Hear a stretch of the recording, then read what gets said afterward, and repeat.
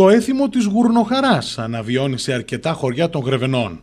Εν τω μεταξύ, κάτοικοι και επισκέπτες βρέθηκαν στο μοναχίτη Γρεβενών απολαμβάνοντας παραδοσιακές τσιγαρίδες, ντόπιο κρασί και αρκετά εδέσματα. Την εκδήλωση διοργάνωσε ο νεοσύστατος σύλλογος του χωριού.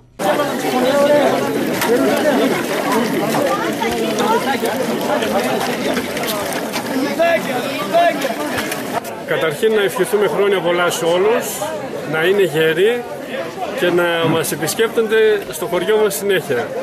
Τώρα ο σκοπός της εκδήλωσης, αυτό γίνεται κάθε χρόνο, τέτοιο καιρό κόβαν τα γουρούνια εδώ στο χωριό και τα αναλούσαν που λέμε εμείς εδώ στο χωριό.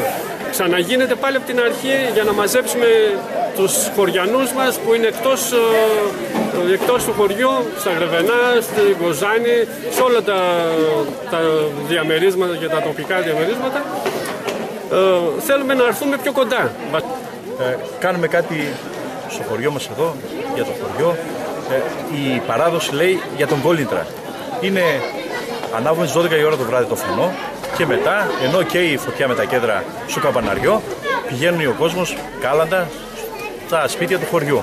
Αυτό θέλουμε να αναβιώσουμε και με την ευκαιρία ιδρύουμε ένα σύλλογο χωριανοί, για το χωριό μας το κάνουμε.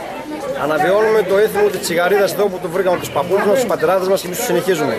Χρόνια πολλά σε όλους, όλος ο κόσμος να περνάει καλά, καλές γιορτές, ευτυχισμένος ο καινούριος χρόνος και εύχομαι να περάσει η κρίση που περνάει όλος ο κόσμος να την ξεπεράσουμε.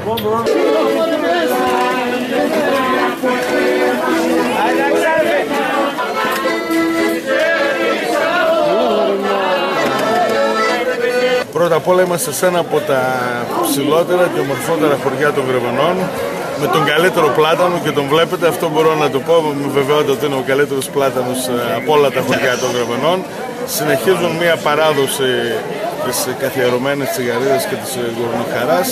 Ο πολιτιστικός σύλλογος που είναι υποσύσταση οργανώνεται και πιστεύω ότι θα προσφέρει, όπως και οι πολυπολιτιστικοί σύλλογοι των οικισμών του νομού Γρεβενών, στη διατήρηση των ηθών και των οθήμων της περιοχής, αλλά και στην ανάδειξη της πολιτιστικής παράδοσης του χωριού, αλλά και της περιοχής μας. Χρόνια πολλά σε όλους. Χρόνια πολλά σε όλο τον κόσμο. Σας καλωσορίζουμε στο όμορφο Μοναχίτη, ένα από τα πιο ζωντανά χωριά της περιοχής μας. Ένα χωριό που στηρίζεται στον πολιτιστικό, στον πρόεδρό του, αλλά κυρίως σε αυτόν τον υπέροχο κόσμο που μένει εδώ και κρατάει τα ήθη και τα έθιμά του. Χρόνια πολλά σε όλους και σας καλούμε όλους στο Μοναχίτη να περάσουμε αξέχαστες γιορτές.